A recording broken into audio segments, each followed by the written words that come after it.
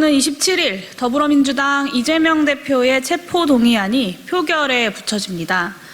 정의당과 일각의 정치인들은 불체포 특권이 특권이기에 폐지해야 한다고 주장합니다. 이재명 대표에게 불체포 특권을 스스로 내려놓으라 요구하기도 합니다. 저는 불체포 특권을 폐지해야 할 부당한 특권으로만 바라보는 태도에 동의할 수 없습니다. 국회의원이 가진 부당한 특권이 있다면 내려놓아야 합니다. 하지만 국민이 국회에 부여한 역할마저 내려놓아서는 안 됩니다.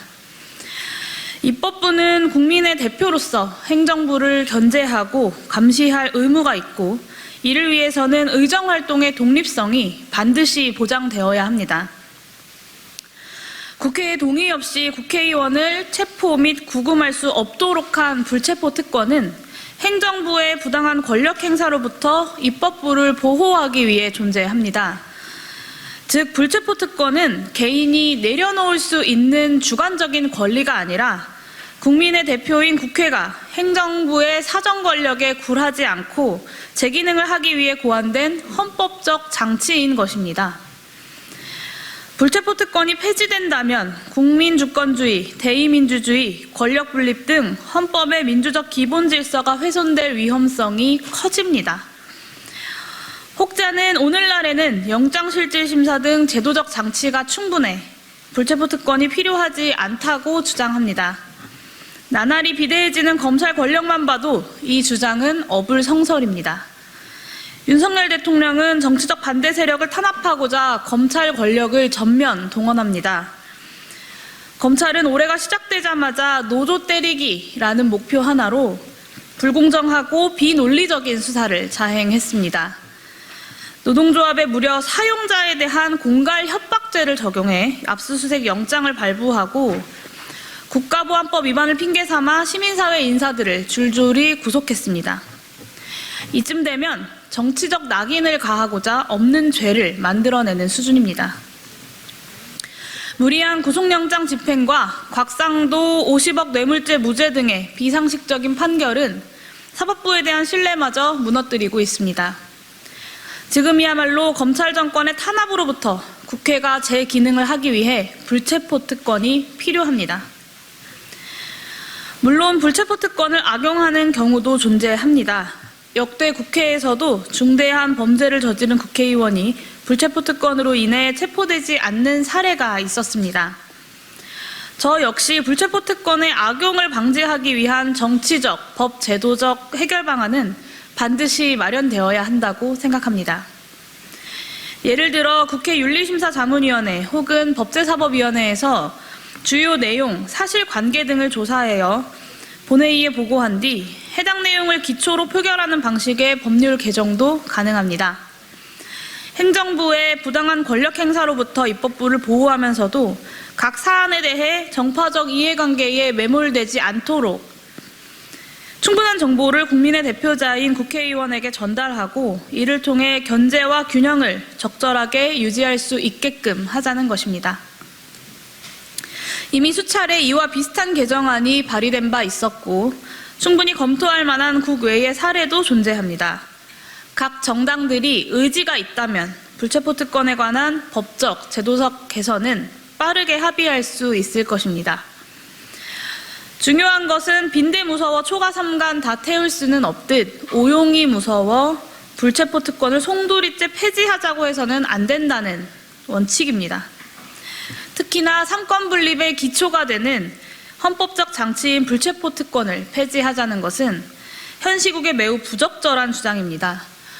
검찰총장 출신 대통령에게 국정운영 전반에 걸쳐 검찰 권력을 부당하게 동원한다는 논란이 점차 커지고 있지 않습니까? 이러한 논란을 종식시키기 위해서라도 정부 여당이 불체포 특권 오용 방지를 위한 논의에 적극적으로 나서기를 촉구합니다. 다음으로 불체포 특권에 대한 입장과 이재명 대표 체포 동의안에 대한 판단은 별개의 사안입니다. 아직까지 언론에서 며칠째 계속 언급되는 검찰의 170쪽짜리 영장 청구서를 공식적으로 제공받지 못해 매우 유감입니다만 검찰이 언론을 통해 밝히고 있는 체포 사유와 이재명 대표의 입장을 종합적으로 검토해 봤습니다. 이에 따라 이재명 대표 체포 동의안에 대한 저의 입장을 밝히고자 합니다. 저는 이재명 대표 체포 동의안에 부동의 의사를 밝힙니다. 검찰이 제시한 이재명 대표의 체포 사유가 불체포 특권을 내려놓고 구속되어야 할 만큼 심각하다고 판단하지 않기 때문입니다. 검찰은 이재명 대표의 구속영장을 청구하며 대장동 사건에 대한 배임 책임을 물었습니다. 그러나 이를 뒷받침할 설득력을 갖춘 물증과 타당한 법리는 단 한 차례도 제시되지 못했습니다. 기어이 구속영장까지 청구한 검찰의 무리수를 통해 확인할 수 있는 것은 기소를 위해서라면 무엇이든 하겠다는 정치 검찰의 면모뿐입니다. 또한 국민의 기본권 침해를 최소화하기 위해 피의자에 대한 인신 구속은 극히 제한적으로 이루어져야 합니다. 형사소송법 제70조에 따르면 구속의 사유는 피의자가 일정한 주거가 없거나 증거를 인멸할 염려가 있거나 도주할 우려가 있을 때로 한정됩니다. 이재명 대표는 제1야당의 대표이자 국민의 대표인 국회의원입니다. 주거 부정이나 도주 우려의 가능성이 현저히 떨어집니다. 뿐만 아니라 검찰은 이미 수백 번의 압수수색을 진행했으며 경기도청 등에 대한 무분별한 압수수색으로 비판의 대상이 되기도 했습니다. 증거인멸의 우려 역시 매우 낮다고 판단합니다. 체포동의안이 부결된다고 하여 수사나 기소 자체가 불가능해지는 게 아닙니다. 불체포 특권은 불수사 특권이나 불기소 특권이 아니므로 언제든지 유죄가 확정되면 그 형을 집행할 수 있습니다. 체포동의안 가결을 통해 인신을 구속할 게 아니라 재판을 진행하는 과정에서 유무죄를 가리면 됩니다. 구속을 통한 증거 확보의 필요성보다 피의자의 대항권과 인권 보장의 가치가 더 크다면 구속영장은 발부되어서는 안 됩니다. 누가 보더라도 이재명 대표의 경우는 구속의 필요성이 현저히 낮은 케이스입니다. 국민 대부분이 상식적으로 판단할 수 있는 상황임에도 불구하고 검찰만 구속이 필요하다고 떼를 쓰고 있습니다. 구속영장 청구의 의도가 증거 확보에 있지 않다는 의심이 들 수밖에 없습니다. 저는 이번 체포동의안은 야당을 위협하고 국회의 의정활동을 위축시키려는 데 목표가 있다고 봅니다. 국회의 존재 이유는 국민을 대표해 정부를 감시하고 견제하는 데 있습니다. 국회가 수사기관을 동원해 정치적 반대 세력을 억누르려는 이 윤석열 대통령의 검찰 권력에 순응해서야 되겠습니까? 이미 국민 다수가 검찰 수사의 불공정함과 사법 시스템에 대한 불신을 호소하고 있습니다. 체포동의안 부결이야말로 국회에 대한 국민들의 신뢰를 회복하는 출발점이 될 것입니다. 또한 체포동의안 부결을 넘어서 검찰의 불공정 수사가 아닌 국회 차원의 특별검사 도입을 다시 한번 촉구합니다.